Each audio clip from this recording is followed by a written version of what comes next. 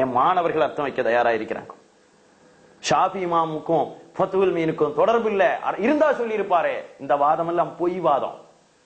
தயவு செய்த மஜ்மூல நீங்க எடுத்து காட்டுறீங்களே, இதா சஹல் ஹதீஸ் ஃபஹுவ மத்ஹபி, அது எதுக்காக வேண்டி இமாம் நவவி கொண்டு வந்தாங்க சொல்ல தயாரா? அடுத்த வாரம் அடுத்த விளக்கத்துல சொல்ல தயாரா? மஜ்மூ எடுத்து கையில வைக்க தயாரா? இன்னென்ன ஆட்கள் ஃபத்வா கொடுத்திருக்காங்க. சஹல் ஹதீஸ் ஃபஹுவ மத்ஹபிக்கு என்ன விளக்கம் உள்ளதுல என்ன விளக்கம்னு கொடுத்த இடத்தை எல்லாம் கட் பண்ணிட்டு முன்னால் உள்ளதை மட்டும் தூக்கி போட்டிருக்கீங்களே.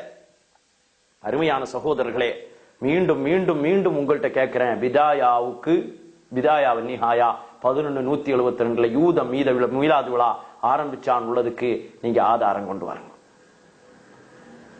எந்த இமாமுடைய மாணவர்களும் அந்த இமாமை பின்பற்றவில்லை என்ற அகில உலக மேதாவித்தனம், உலகத்துல யாருமே சொல்லாத ஒரு தத்துவம் உங்க தலைவர் சொல்லிட்டார். ரொம்ப அற்புதம். ஷாஃபி ஹனபி மதுஹப்ல அபூ ஹனீஃபா 40 மாணவர்கள், ஷாஃபி மதுஹப்னுடைய ஷாஃபி இமாமுடைய 6 மாணவர்கள். இவங்க 2 பேரும் தானே முக்கியமான ஊர்ல இருக்கிறாங்க. அதனால சொல்றேன், மாலிக் இமாமுடைய மாணவர்கள் ஒரு ஆளு ஷாஃபி இமாம். மாலிக் இமாமுடைய மாணவர் நல்ல விளங்கிடுங்க. 12 வயசுல மாலிக் இமாம் போறாங்க இமாம் ஷாஃபி ரஹ்மத்துல்லாஹி அலைஹி. 13வது வயசுல மொத்தா 40,000 ஹதீஸ மனப்பாடம் பண்ணாங்க. 14வது வயசுல ஷாஃபி இமாமுக்கு இமாம் மாலிக் ரஹ்மத்துல்லாஹி அலைஹி ஃபத்வா கொடுக்க முஃப்தியா வெளியேற்றி விட்டாங்க. அதனாலதான் ஷாஃபி இமாம் உஸ்தாதுக்கு கீழே இருந்துட்டு ஏன் மாலிக் மதுஹபை பின்பற்ற வேண்டியதானே நீ கேள்வி கேட்கக்கூடாது.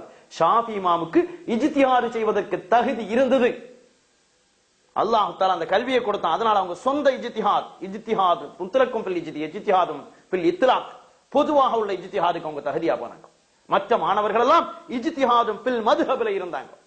இப்படி எல்லாம் விளக்கம் இருக்குதா? இந்த விளக்கம் எல்லாம் எங்களுக்கு தேவையில்லை என்று விமர்சனம் பண்ண தயவு செய்து வராது. குர்ஆன் ஹதீஸுக்கு விளக்கமா நாங்க விளக்கம் சொல்லுவோம்.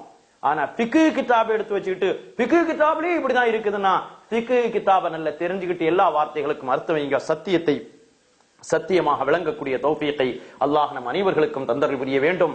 அசத்தியத்தை அசத்தியமாக புரியக்கூடிய தௌஃபீகை தந்ததை விட்டும் தவழக்கூடிய தௌஃபீகை தர வேண்டும். ஓத வாருங்கன்னு சொன்னா அதுல உண்மை என்னன்னு விளங்கக்கூடிய தௌஃபீகை அல்லாஹ் தர வேண்டும். உஸ்தாதையும் மாணவர்களையும் மாற்றி மாற்றி பேசக்கூடிய தௌஃபீகை விட்டு மாற வேண்டும். ஒரு கிதாபுல வாசகங்களை கட் பண்ணி தலைப்பை விட்டுட்டு வாசிக்கக்கூடிய சூழ்நிலைகளை விட்டும் அல்லாஹ் நம்மை மாற்ற வேண்டும்.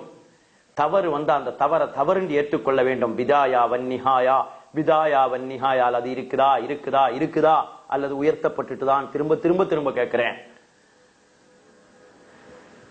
8 20 சித்திக்கு எங்க போனாருன்னு கேட்கிறோம். தயவு செய்து நாங்க அதுக்கெல்லாம் பதில் சொல்ல மாட்டோம், இதுக்கெல்லாம் பதில் சொல்ல மாட்டோம். அதுக்கு வரம்பு மீறிட்டாரு, எங்கேயாவது போட்டு வளர்ப்பலாம், அவரை வசமா தாயத்தெழுத அனுப்பிடலாம், தட்டெழுத அனுப்பிடலான்னு பகல் கனவு கண்டுட்டு இருக்கிறாதீங்க.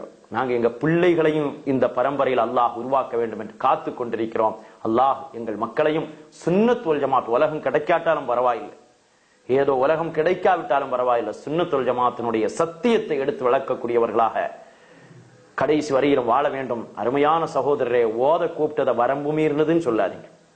தெரியலேன்னு உள்ளதை விளங்கிக்கிடுங்க. இல்லைன்னா மதுஹபு கிதாபை எடுத்து வச்சு பேச வேண்டாம் நீங்க என்று அன்போடு கேட்டுக்கொள்கிறேன். மீறினா நாங்க விட மாட்டோம். உங்களுக்கு நேரடியா கிதாபை எடுத்துட்டு வந்து அர்த்தம் வைக்க வாரியான்னு கேட்டா நீங்க வரமாட்டீங்க என்பதனால நாங்க டிவியில தானே பேசுறோம். டிவியில எது வேணாலும் உங்கால வச்சு எது வேணாலும் பேசலாமே. நான் வாரேன், எங்க வேணாலும் வாரேன்.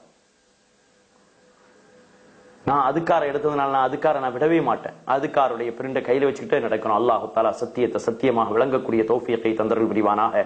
அசத்தியத்தை அசத்தியமாக விளங்கி அதை தமிழ்ந்து கொள்ளக்கூடிய தௌஃபீகை தந்தருள் புரிவானாக என்றதோடு எல்லோருக்காக வேண்டியும் துஆ செய்யுங்கள். அல்லாஹ் நம்முடைய துஆவை கபூலாக்கி அங்கீகரித்து ஏற்றுக்கொள்வானாக. வ ஆகிர் தஅவானா அனில் ஹம்துலில்லாஹி ரப்பில் ஆலமீன். அஸ்ஸலாமு அலைக்கும் வரஹ்மத்துல்லாஹி வபரகாத்துஹு.